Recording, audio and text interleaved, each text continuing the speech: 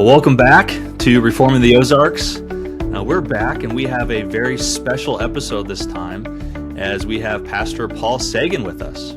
And this will be the first in what we hope will be several interviews with other pastors and church planners in the area. But we're really excited to have Paul as our first guest in this series of church planner stories. Paul was the church planning pastor of Covenant Church in Fayetteville, Arkansas, which began all the way back, I believe, in 1983. But we'll let Paul fill us in on all the details about that. But he planted that church. He's been the senior pastor of that church since the beginning. So we're excited to learn more about his experience planting this church and just of his 40-plus years of pastoral ministry. So really excited to get into this conversation. Paul, thank you so much for joining us today. Wow, thank you, Levi. It's an honor to be with you guys. Thank you for having me. Absolutely. So, Paul, we have a lot of questions we want to get to and ask you and hear about your experience. But if you don't mind, why don't you just introduce yourself to us and our listeners and tell us a bit about yourself and about your family? Wow. It's hard for me. I wake up some mornings and I think, where am I? Because I've been here. I go back and forth quite a bit to my original hometown, which is a little place called Fairhope, Alabama, down on the Gulf Coast, where I was born in Mobile, raised in Fairhope, and have just constantly go back. I go back, I'm having to go back almost bi-monthly because my mother's in hospice care in Fairhope, and so I have a lot of ties down there. I left Fairhope to go to Ole Miss on a football scholarship years ago, and from there the Lord got a hold of me and put me in the Reformed Seminary, not to necessarily go into the ministry, but just to sort things out. And I did, and after a year, I pretty much sorted things out. And to graduate, you had to do 2 summer internships back in that day. Now they switched to a year internship, and so I was the first youth director at Covenant Presbyterian Church in Little Rock, and for a summer. Rick Canada, who was the president of Reformed Seminary, had started that church, and Covenant hired me to be their youth director. So that was my first tie to Arkansas. I think that was 1981. Then I had been a youth director many times before, summer jobs, and the Methodist Church, and that was my first experience working in a Reformed church. Well, I went back to finish seminary, had another year to finish, and the next summer I needed another summer internship, so I was interested in church planting, and they had attempted to start a church in Fayetteville, Arkansas, where I am now, and the church planter didn't work out. Very accomplished theologian, fellow named T.M. Moore, who went on to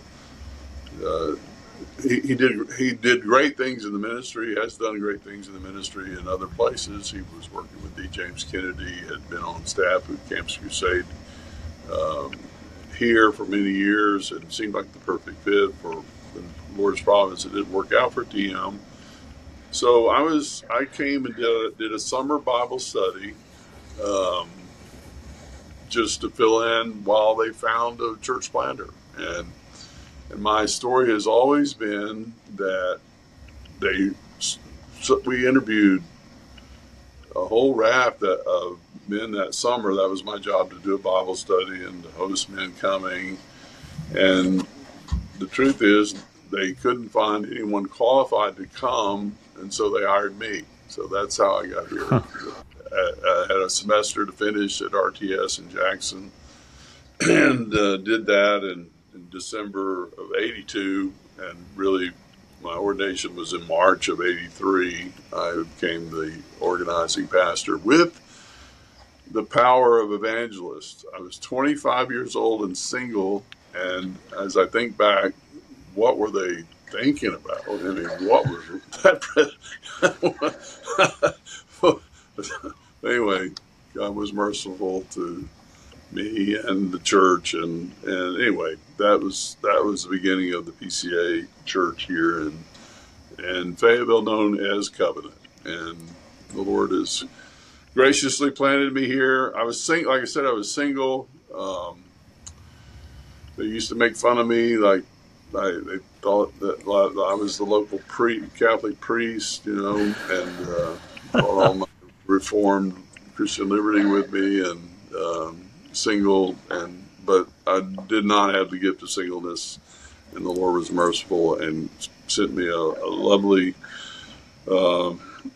woman named Denise Barta, who I met at a Christian bookstore in Springdale, and after I met her 6 months later, we got married and had 4 children. And anyway, God was very gracious to give me a wonderful family and be here throughout their raising. And now here I am, 47 years. How many years? I can't do math. 44 years later, something like that.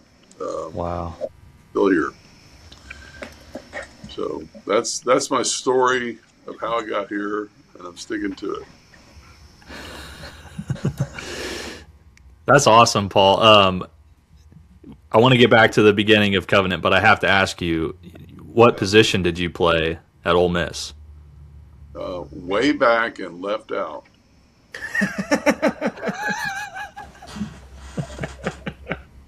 I was recruited as an offensive lineman. I really wanted to play defensive lineman. I did some, but I was just a step too slow. And anyway, long story short, football was a very humbling experience that God used to redirect me to ministry. That's all I can say about that. But it was something. Those were very painful. Ole Miss was not in the glory years that it's currently enjoying, and so it was years of suffering post Archie Manning that I endured with many others. So, wow. Well, we won't get sidetracked and start talking about the Mannings or Arch's future possible career. So let's get back on track here. Well, it's cool to see God, how He directed you and brought you to Fayetteville. So it sounds like the PCA was already trying to get a church planted by the time you got there, and that was through Covenant Presbyterian at the time. Is that right? Right. The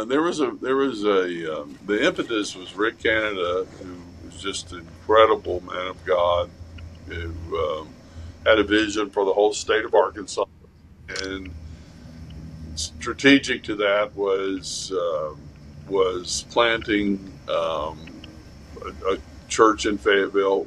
We were the first plant with an RUF ministry. I came right on the heels of my coming. We had an RUF minister by the name of Chip Miller, who was here for many years. RUF was incredibly successful. It was in the early days of RUF, and we had the first female intern with Chip, and it was a tremendous ministry. And so that part of the founding of that organization was instrumental in the early life of the church. And college ministry has always been a part of Covenant and what we do, discipling students as well.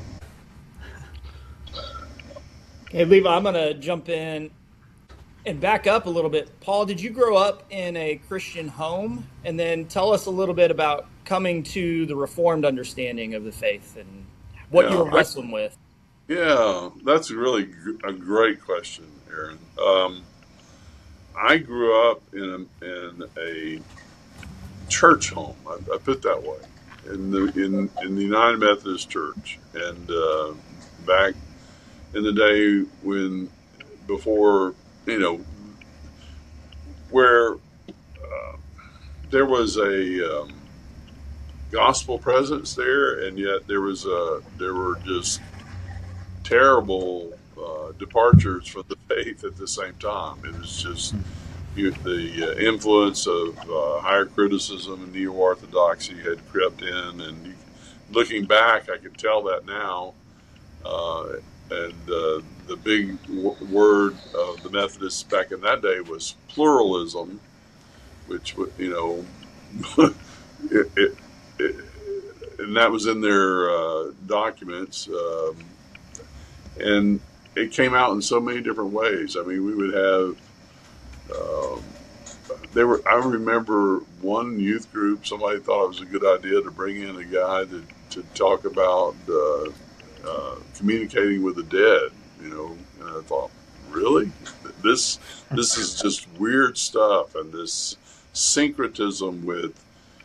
I remember I made a profession of faith, and I was, I think really growing as a young believer. And I remember one of my high school teachers who I tried to witness to was she told us she was a Buddhist, and then 3 weeks later she joined our church, and I thought, this is weird, and so that was the kind of environment, and I think that's a pretty common environment for a lot of people in this whole. I think that was true of South Alabama in that day. Is true of the nation. It was in the Deep South, Bible Belt. I think it's true all through the Ozarks. Very similar environment in that regard. So it was in that environment I understood the gospel, but at the same time I became extremely confused as a young person, and went through a period of deep agnosticism. Not quite atheism, but agnosticism. I didn't think anybody could know God because everybody had their opinions, and so used it as an excuse to go into rebellion against God, and God humbled me and brought me into a relationship with Him through an ordinary means of grace guy who was in a ministry of all things in Campus Crusade before. I started Ole Miss before RUF existed at Ole Miss, and so the only thing I knew at the time as a young believer was to go to Campus Crusade, and by God's providence, it was a wonderful man of God who was a Bible-believing Presbyterian in Campus Crusade who graciously discipled me and brought me to an understanding of the historic Christianity and the stream of historic Christianity that came from the Reformation, and it was it transformed me. And so that man followed me into RTS a year later. Jim Crabb, he had a wonderful ministry down in Tallahassee, Florida, for many years, and so anyway, I'm grateful for that. And saw RUF begin at Ole Miss, but that, to answer your question, that's the environment I was raised in, and what the Lord called me out of. I was very involved before my rebellion in the Methodist Church. I was even served. They let young people serve on the administrative board back then, which was really weird as I think back, and got a real sense of that whole organization and the drift. And honestly, as I look back now, I see some of the things that are going on in the PCA. It is eerily similar. It's the discussions and the way they're held, and the things and the way things are creep in. And it's very disconcerting to someone like me who's come out of that. I thought about going into the Methodist ministry, was a candidate for the Methodist ministry. Somebody explained to me what a Calvinist was and what an Arminian was, and I knew, and I said, well, I'm not an Arminian. I guess I'm a Calvinist. And then So so I wasn't going to fit there anyway, in their historic stream, except with Whitfield, who's one of my heroes. But that's another story. I haven't gone to the movie yet. Have y'all gone to the movie? No. I haven't either. But I hear it's great. But here, I think this is the best. Have you read this? No. Go and sell everything you own and buy this. It's the best Christian biography ever written, I think, by a Baptist about a Methodist. Well, look at you. You're being very ecumenical, Paul. That's Yeah. Was that a Banner of Truth set? Yes. Yeah. And Banner of Truth is the only place you can get the 2-volume set. There's a lot of abridged versions that aren't very good. You need the full set. Yeah. Did I answer your question? That was a ramble. You did. Somewhere in there, we got an answer. No, it was great. It was awesome. Well, jumping back to your time in Fayetteville, then, would you mind? Maybe we just let's start with some of the early years. So you said you started. How did that come about? You started as leading a Bible study. You said for the church. When I came, they had been renting the chapel at the big Central United Methodist Church, and I did not continue that because I was coming out of that. And I just thought it was really important to have a separate identity, and that was difficult, honestly. And Dustin, anybody doing church planning, and Aaron, you're still looking for building in place. I mean, those kind of things are really hard and difficult when you're starting out, and identity is anyway. So we started back in the day. There was a little student housing subdivision called Carlson Terrace, and it was pretty much a slum, but we started a Bible study in the middle of it in the open air during that summer, and there was fruit. I met a guy running a jackhammer in front of my apartment, and started talking to him about the gospel, and he was saved, and I had the power of the evangelist. So he'd never been baptized, so I baptized him, and things, and added him to. I think our church was to the presbytery, actually, and so just things like that started happening. And that summer, there was some fruit. Oh, sorry, that was my phone. Bad to the bone, total depravity. You get it? So that was my nickname in seminary, by the way. They called me TD because when I understood the doctrine of total depravity, it just revolutionized my life, and that's all I could talk about. And they said, Sagan, he not only he believes it, he practices it. So anyway, they started calling me that. Anyway, Bible studies. We started with Bible studies and saw some fruit. I had a Bible study in a fraternity house. I was the other day, a couple months ago, it was snowing, and this guy gets stuck in the snowbank in front of the church, and he comes, and I go help him and his boys shovel out so he can get going again. And he comes up to me and he says, "You don't remember me, do you?" No, he says, "No, that's not what he said. Do you know who I am?" And I looked at him and said, "Well, you look familiar." And he says,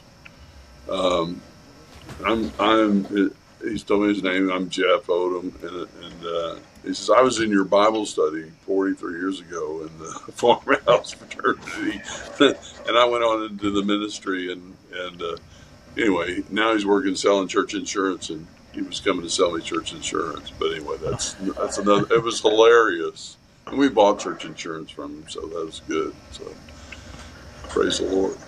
Yeah. But those are the kind of things that so there was fruit, and then that's the reason they called me back. I think there was some fruit there, and seriously, no one else wanted to come. I mean, back then Fayetteville was cut off from the world. There was one. There was the pig trail. Some of you might have been on the pig trail, and there was Old 71, which was the most dangerous highway in the United States. Up all the trucking coming up that old highway. No I-49 corridor. Lou Holtz was the football coach here at the time, who just passed away. But Lou famously said, "This is not the end of the world, but you can see it from here." And it was pretty isolated. And now it's become more, much more open, and so we've seen a lot of growth in the community. But anyway, we started with that and moved all around town, different buildings. Finally, we rented a building and we'd rent buildings, we'd outgrow them, and where are we going to go next? And then rented the old Missionary Baptist building for a while. Our first building purchase was the old First Assembly of God building, and then we outgrew that. We sold that and then moved to this property, and we've outgrown this facility a couple times, but we usually planted a church, and then now we're outgrowing it again. So we'll see what we do next. Well, we definitely want to get into some of how your church, God has used your church to plant and to grow the presence of the PCA in Northwest Arkansas. But you guys, is it right that Covenant was the first PCA church in the area? Is that right? Yes, that is correct. And was there any Nate Park presence or anything, anything like that, like a confessional Reformed church prior to y'all? Nope. Wow.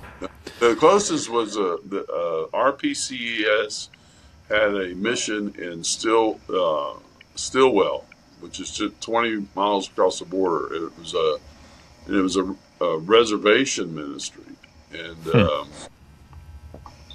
it was actually at that time a particular church, but that was before the joining and receiving, so it was an RPCS church still at the beginning, and then when was that? Some of you church history guys, I should remember, 86, 87, we joined and received with the RPC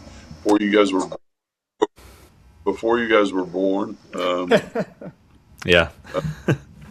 Anyway, so then we established a relationship with them, and then that church folded, and many of those members from that folded church still are members here. So, wow. And it's 20 miles, 25 miles to the border, so it's not a terrible stretch, but at some point that should be addressed as well. Well, Paul, tell us a bit about, so you started in 83, that's when you were ordained and given and called as an evangelist. So what was that process? When did you guys particularize? What was that process like? Okay. So 1980, let's see, I was ordained in March of 83 as with the powers evangelist from Covenant Presbyterian. And, we had 3 or 4 big supporting churches, and then whatever the support can immediately. And so we were self-supporting in 3 years, and we particularized in 3 years. We had elders and deacons at the first meeting, and they did call me as pastor, and so that was a problem. We couldn't have done it without supporting churches. Our biggest supporter was Covenant Little Rock. Our second biggest supporter was Independent Pres in Memphis, and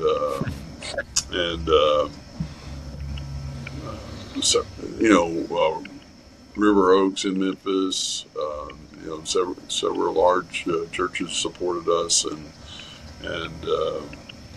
anyway, God was very gracious to us. And the Presbytery, of course, Covenant Presbyterian. That was before a lot of the things that are in place now for planting churches existed. I mean, for example, it's an option. Dustin, did you go to the assessment center? Did you do that? Yes, sir. See, that's typical now. There's a fund for planting churches in Arkansas. I don't think I would have passed the assessment center myself, but I think it's helpful. So I don't think it's necessary, because we've had people not go through there and do really well in church planting. So I think there are pros and cons of it. But anyway, so it was just a typical, we met as a church, and God raised up leaders, and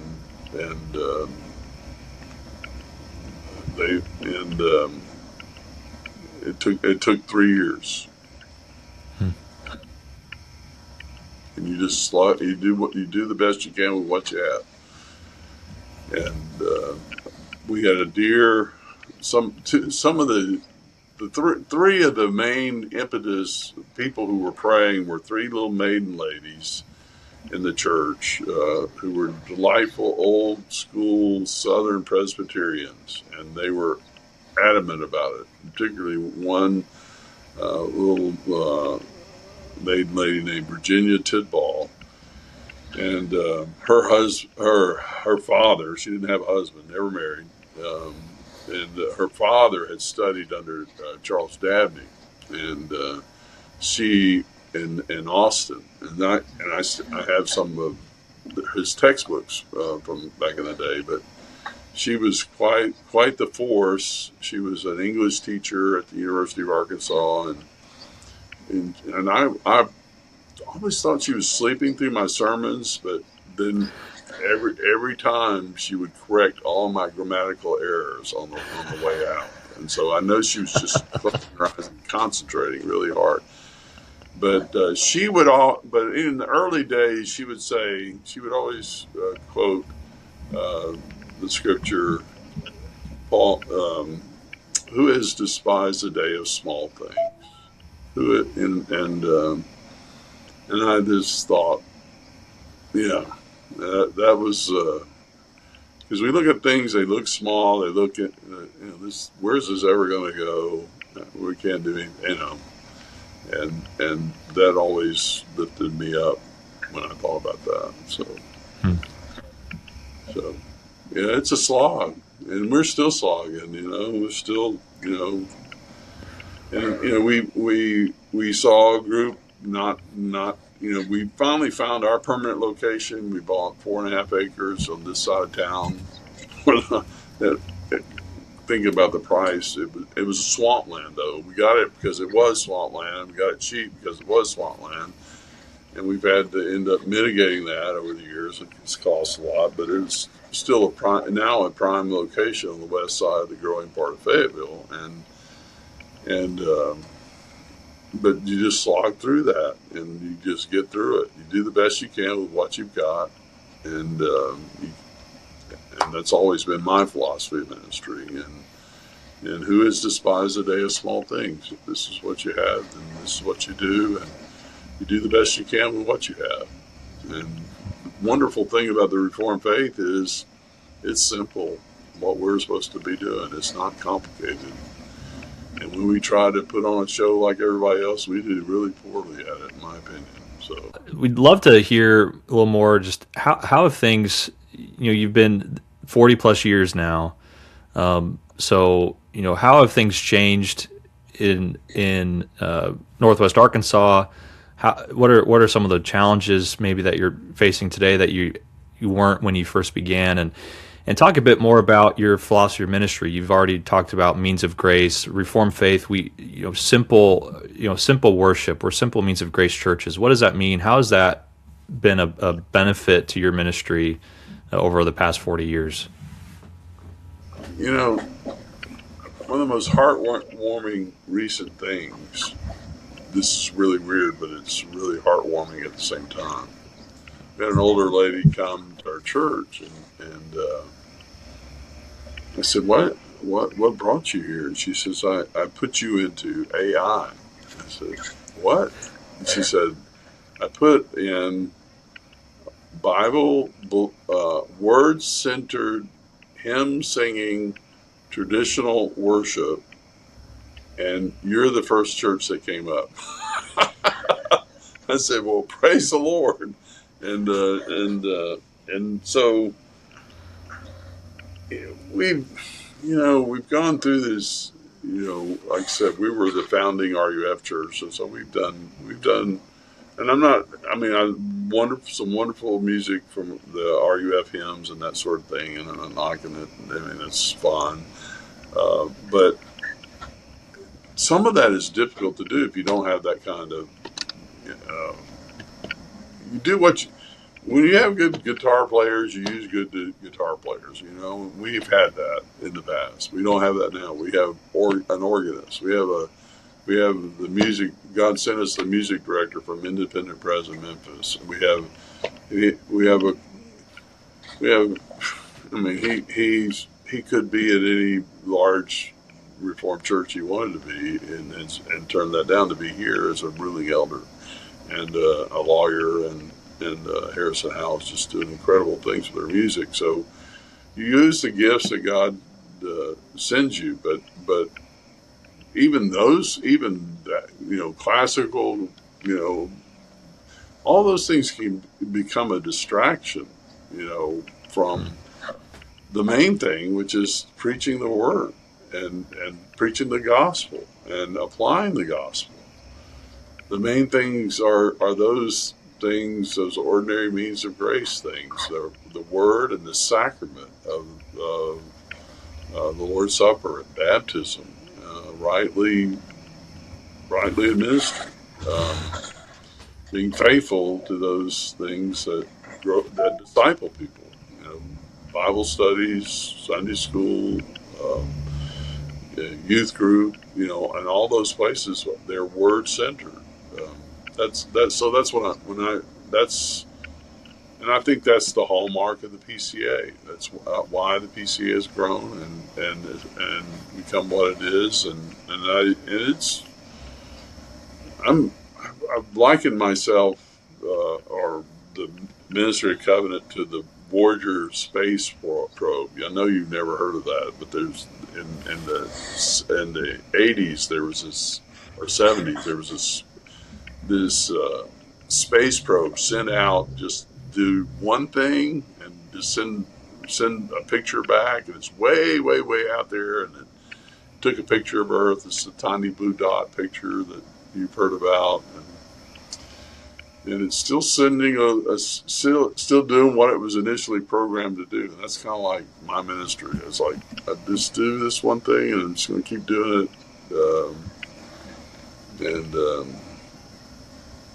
Anyway, that's the ministry of plodding.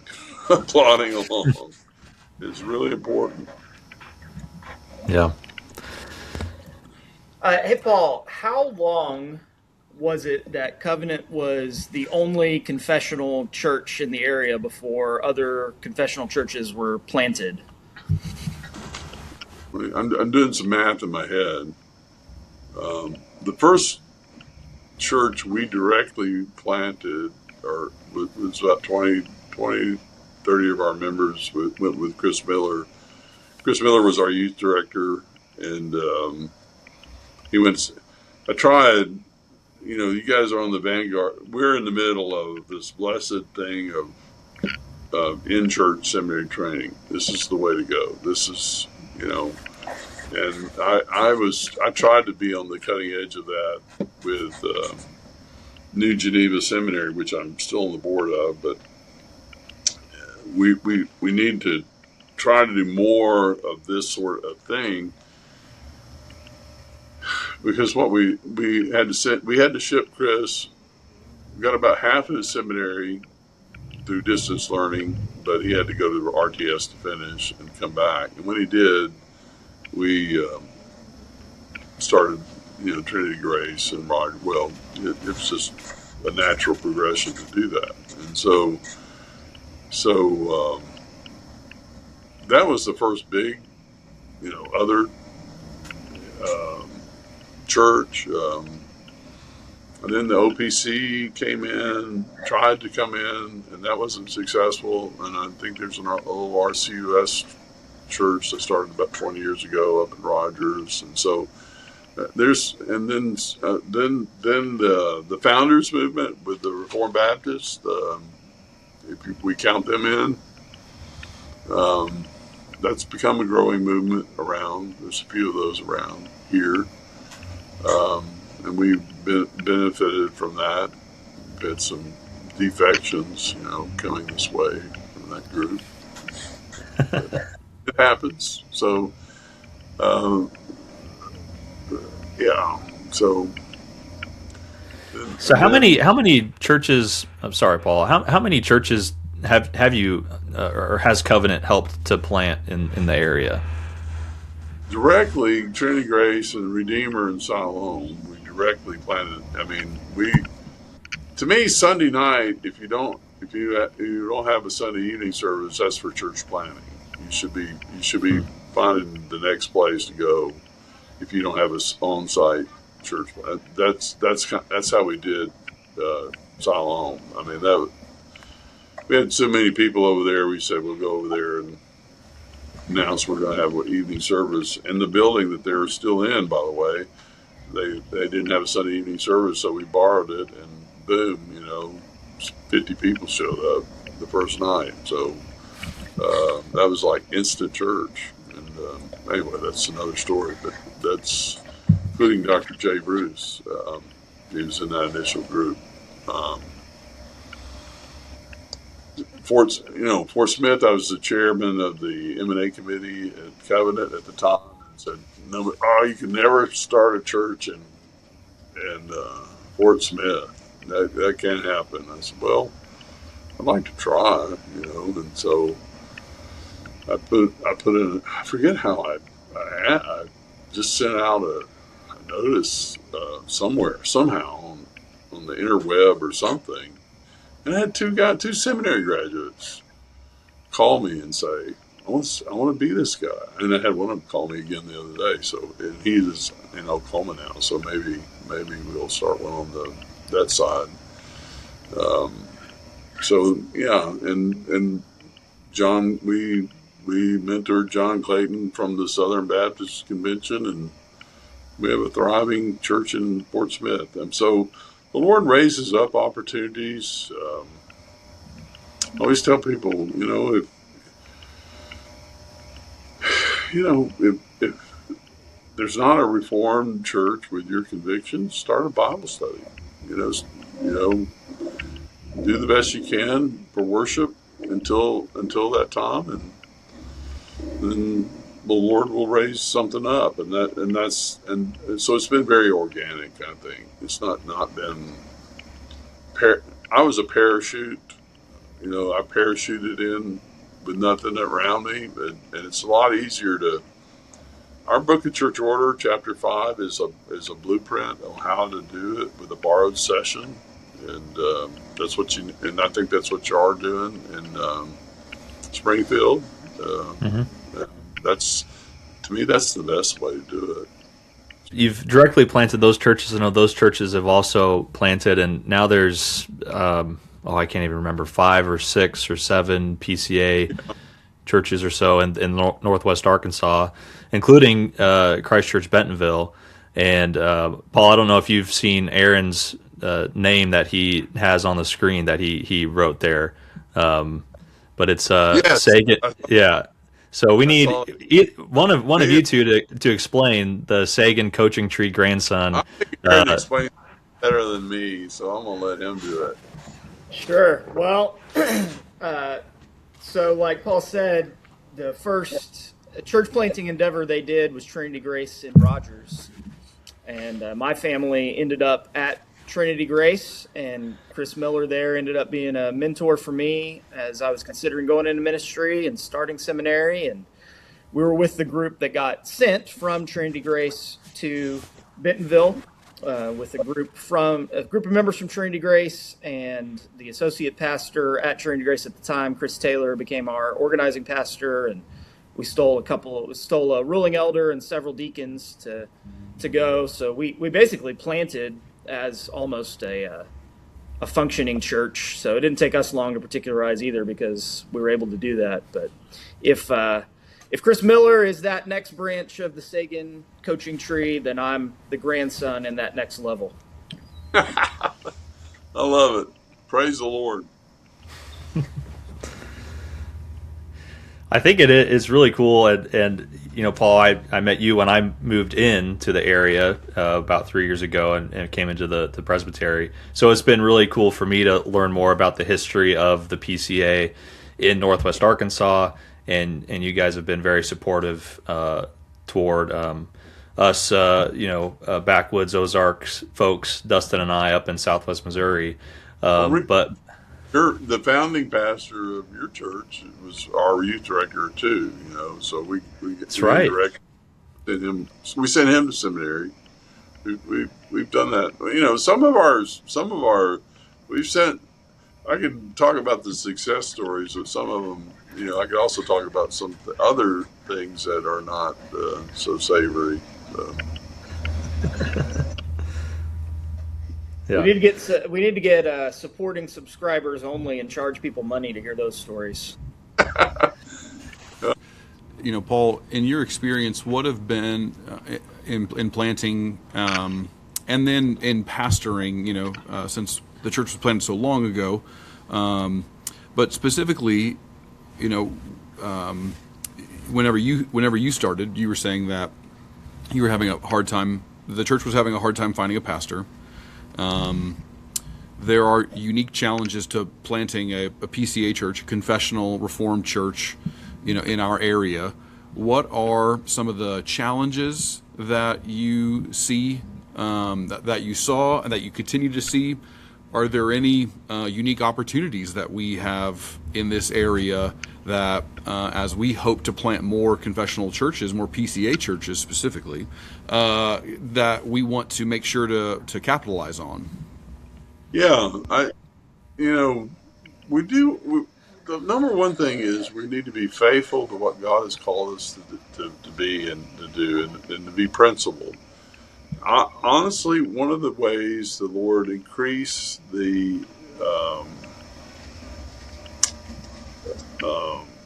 visibility of our church was through the pro-life movement, because we were principally pro-life from the beginning.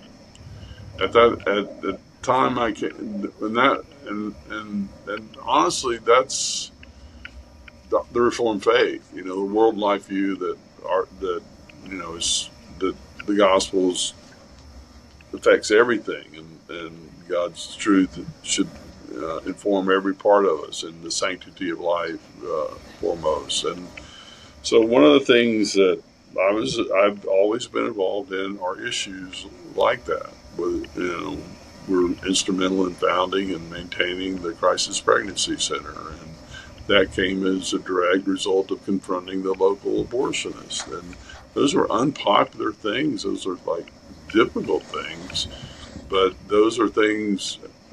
I'll give you an example. We were in this little dinky, rinky-dink little building up next to campus here, and this crazy ruling elder who named Dow Pursley, who's ruling elder emeritus now. Some of you know Dow. If you don't, you should call him up and meet him. His son is Jacob, who's doing this incredible ministry on the Iranian border right now in Armenia. If you don't know about that, you should, and you should be praying, and you should, think about supporting it. But that's another story.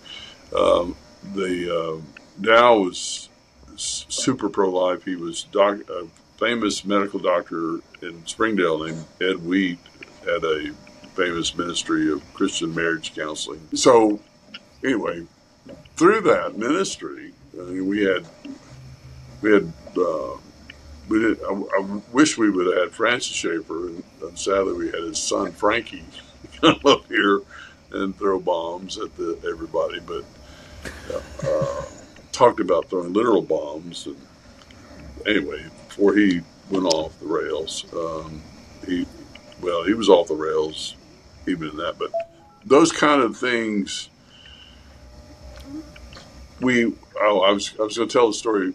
So one day he goes out, and Alice Walton was an elder in the Presbyterian Church USA, a famous eldress or whatever, and announced that the Arkansas Presbytery and the PCUSA was going to give a big donation to Planned Parenthood and to further the cause of abortion in our region. And so I called a press conference at our little dinky church, and I'm going to make a principled stand that not all Presbyterians hold to this, and so all the local television station back before the age of the worldwide internet web, that was a lot of the only thing you had was the 3 local channels. Well, they all showed up and they started filming, and so Dow drives up and he gets out of the car and he jumps in front of the microphone and says, "We're going to boycott Walmart." And it was bedlam for like 3 days on the news, a local news cycle. And the next Sunday, all the top executives of Walmart showed up in our little dinky building to see what in the world are these crazy people doing down here. What kind of Presbyterians are they? So I'm just saying, sometimes sometimes we just need to be bold. I mean, none of that was planned. That was just God did that, and then there was a need for, okay, you're out here picketing, you're out here saying this, you're not doing, what about these women who are in distress? What are you doing for them? And so they said, yeah. So we started, UBC donated one of their University Baptist Church, a famous ministry here, donated one of their outbuildings to start a crisis pregnancy center. I found out my first 2 children were going to be born because my wife volunteered there and she got 3 pregnancy tests, so praise the Lord. But those are the sort of things that we were involved in as a result of the word and sacrament ministry that, and now I think it's even more incumbent upon us, without getting into goofball things, we need to be able to be in. I mean, I did the you did the things that you're told to do. I joined the Kiwanis Club. The first guy I led to Christ in the church was because of a contact through the father of a member of the Kiwanis Club. I went over. They still laugh about it. They wanted me to come over and watch a movie with them, and it was this movie called Poltergeist. I don't know if you ever heard of it. I sat there and cringed to that whole movie, and now they came to faith in Christ because I was willing to sit through that goofy movie with them and tell them the gospel as a result. So just stuff like that you do, and you're faithful in your calling to do that. And the same with the LGBTQ thing.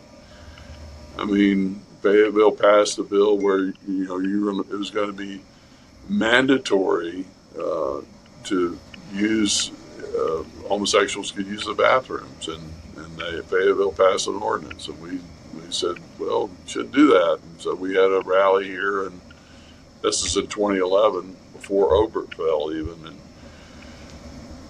this little building was just could not contain the crowd, and we did the things that elevated the truth, speaking God's truth to those situations, hopefully with the gospel as well.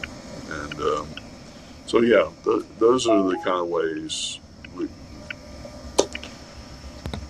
and we still support those things. Those things that we started, they're still there, and now they're institutions. They're like huge institutions. And so I praise God for that. at the time they weren't. They were not popular, even among the evangelical churches. I go, who are these crazy people? Paul, in your experience, are there unique challenges to planting confessional churches in our area, or that you see, or does it seem to be the same kind A of? lot than it used to be, because the popularity of things like Ligonier and Table Talk and Founders Ministry. I mean, Joel Beakey, who's amazingly with the Founders and things like that. So it's back in the day, very few. About the only thing that we had nationwide was before R.C. Sproul was even very very well known, was D. James Kennedy. And he out of Coral Ridge, he had a TV program, and they would send me contacts, things like that. I think they're helpful. I think but what we have to do is we have to be true to those same principles,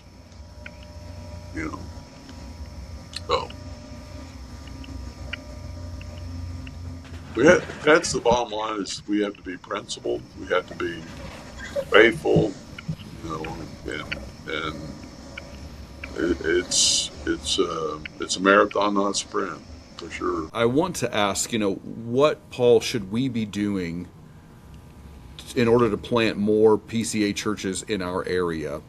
And what I think you might say, and this is to your credit, but if you have something else to say, please say that too. I think what you'll say is you just stick to your principles. You rely on the simple means of grace and quit asking the same question, in the best way.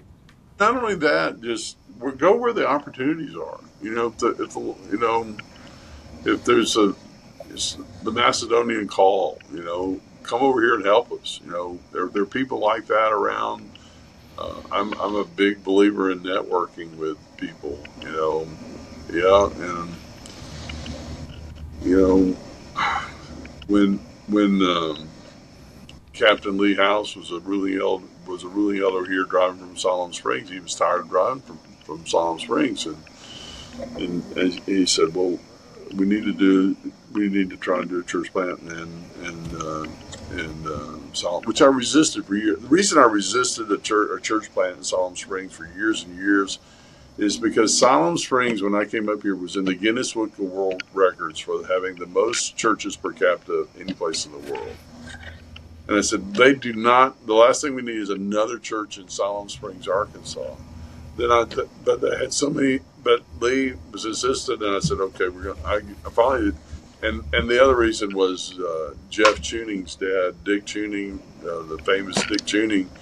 He was the scholar in residence over there after his illustrious academic career, and he wanted to come over here, and so I wasn't about to lock horns with Dick, but Dick passed and went to be with the Lord, and Lee was adamant. But long story short, Lee moved to Fayetteville after the church started.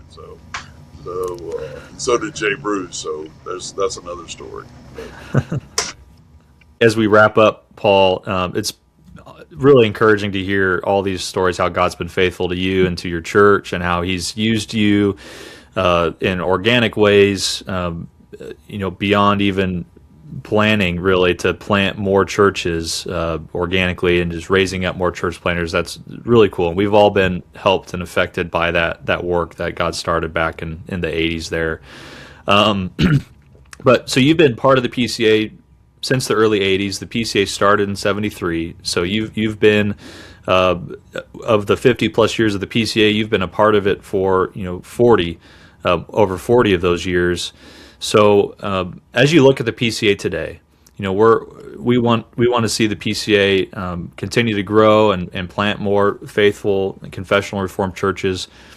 What are some maybe areas of concern that you have, and what are some places that you're encouraged or things that you're hopeful about for the future of the PCA? Yeah, that's a great question. I came out of the Liberal United Methodist Church back in the day. Where am I going to go? Where am I going to land? And really just for it as an individual, didn't really think about a call to ministry until a year of seminary, and my big questions have been answered. About grace, about baptism, about salvation. And so what am I going to do with that? And frankly, some of the things back this confessional, at that time it was in the wake of RTS had a terrible split over theonomy. I don't know if you've ever read about that or heard about that, but there was a teacher by the name of Greg Bonson who was very confessional, very adamant about applying God's law to all of life, and for the average, run-of-the-mill evangelical guy like me who was in seminary, it was frightening, and it seemed like, well, this is like, whoa, over the top, and so I came to RTS in the aftermath of that and heard some of that, and I get. Because of that, some of the what the story you're hearing now, we have this.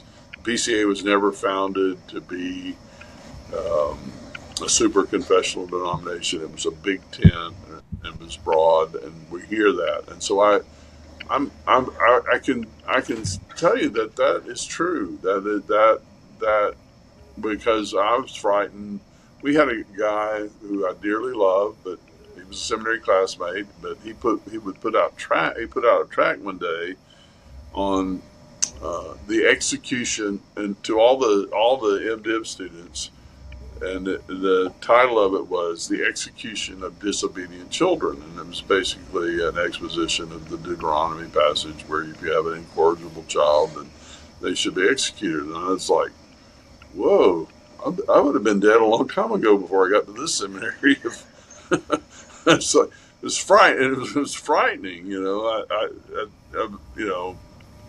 And so there was that element, and so I went to the Jim Patterson was the pastor at First Pres Jackson, which was my entry point into the PCA, like so many who go to RTS Jackson, and that's where I came under care and began the process of ordination in the PCA. And I said, Dr. Patterson, this is scary to me. And he just went through the whole litany of, this is that you hear now, that the PCA was founded to be this broad, evangelical, inclusive denomination. At the same time, these founders were in the infallibility and inerrancy of Scripture, totally against women's ordination in any way, shape, or form. And that we had this common core of set values.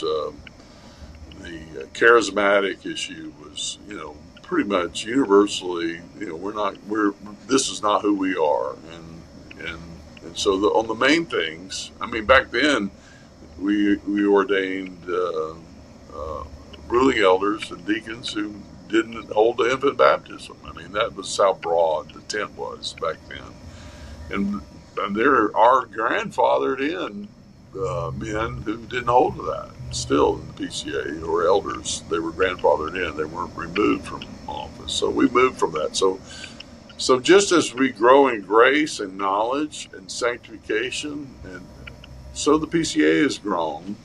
And I think it's gone two ways. And I think we're at this divide where some of us have matured more confessionally, and some of us have, how do I put this graciously, have looked at the Big Ten and said, it should be bigger. I put it that way. How about that? Is that fair?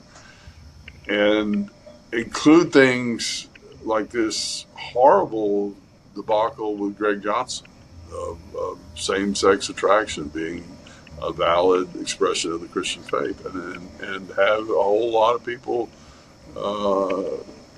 log on for that. And I know that was never the intention of the Big Ten, of the BCA. I know those men, and you saw that. You saw that after 3 years of very painful being somewhat resolved, but it's coming back around. The same things are coming back around in different ways, and so, particularly in the women's issue. When I was a candidate for the Mennonite Methodist ministry, the first thing they handed me was a booklet on preparation for the ministry, and it was my first this is nearly 50 years ago. It was my first introduction to gender inclusive language. Every pronoun in that material was he/she or she/he. That's literally how they wrote it. And I said, how does this square with 1 Timothy 2, 12 through 14? Yeah, and it doesn't.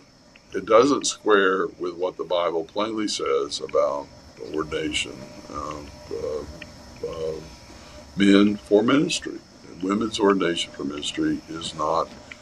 And there's an extreme wing in our family churches that want that, and the PCA was founded specifically not wanting that. And I do know that. I know that was universally true.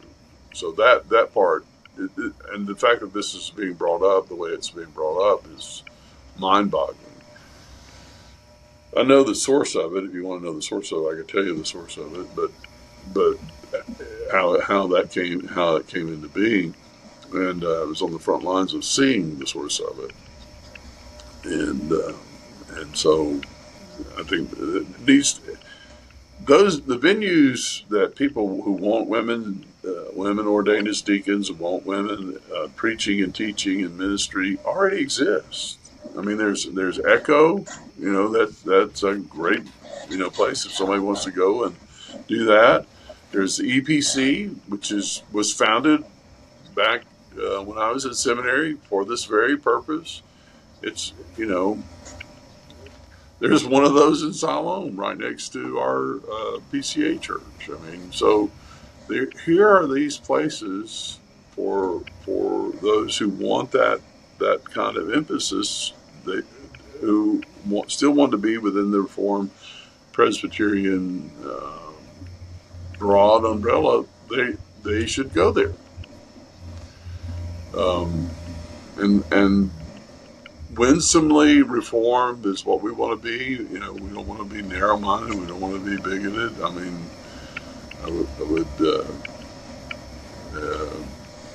we don't want to be theonomic and extreme and frighten little children off like me. At the same time, we want to be true to our principles that the PCA was founded on.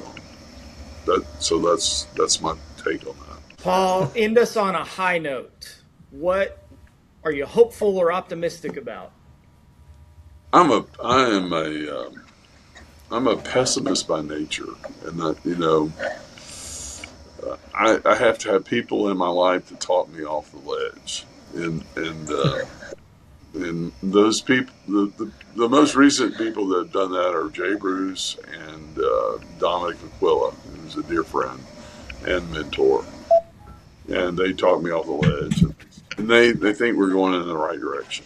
So I hope so. So I'll end it with I'm hopefully persuaded that that's possible by these dear brothers that I love, and you all. This podcast makes me very hopeful. Check's in the mail. Thanks for saying it does. I mean, and all of a sudden at Covenant, I hope you are having the same experience. We're having a raft of really young people start coming back in here. They're looking for something very substantive, and it's a delight. I mean, I'm in the grandpa stage of my ministry, and I see young men who are, I could have as grandchildren age-wise and coming and excited about the ordinary means of grace, and I'm pretty pumped. So, yeah, I'll end on that high note. See good things happening.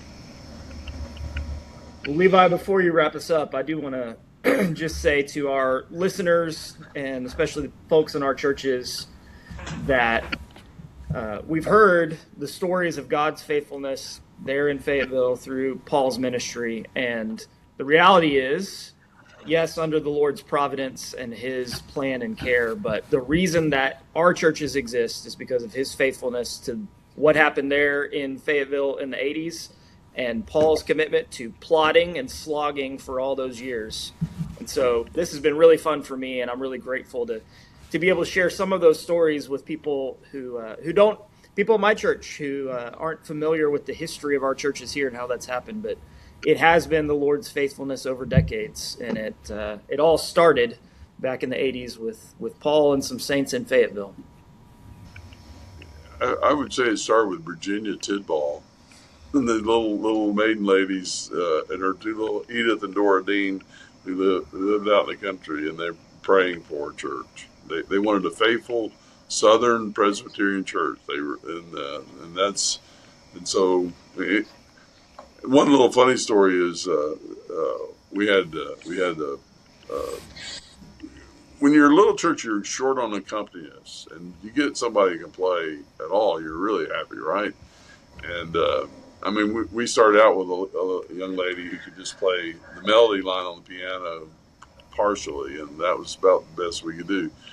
Then we got this really good pianist, and he was from Scotland, and he was a great guy. He had that great accent, and became an elder. And anyway, he played on Sunday morning. He played beautifully, and for an offertory, one Sunday he he decided to play the Battle Hymn of the Republic for an offertory, which is a rousing, stirring tune, right? I'm a son of the South. I'm an Ole Miss rebel. I got over the Civil War a long time ago, but so I'm not holding it against him.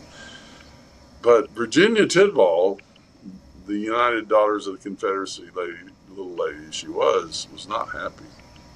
And she I could see it in her her little hat was crooked over her eyes. She walked up to me and she said, I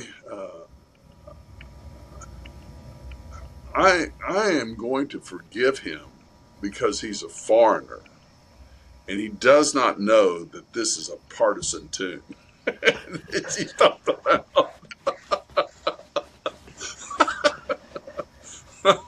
Anyway, you may have to cut that out. That may be too racist. That's going to lead off the episode. We're putting that right in the front. Well, this was wonderful to hear all these stories, and like Aaron mentioned just earlier too, how God was the one working through all of this, and he was the one answering prayers, like you mentioned, Paul, the prayers of faithful saints that God worked through to accomplish all of this that we're talking about today. That is so awesome, and that's one of the things we want to talk about and use this podcast and this project to highlight, is that God is faithful. We just need to be faithful to what he calls us to do, which is simple, ordinary Christian life, ordinary ministry, means of grace, word, sacrament, and prayer. So, Paul, thank you so much for joining us today. Thank you. This was great. An honor to be here. Yeah. Thank you all for tuning in. We do hope this was a blessing to you. I'm sure it was. And if you are in the Fayetteville area, go and worship at Covenant and worship with the saints there. A wonderful church. We're so grateful for them. So again, thank you for tuning in. We hope to be with you again next week. Until then, go to church.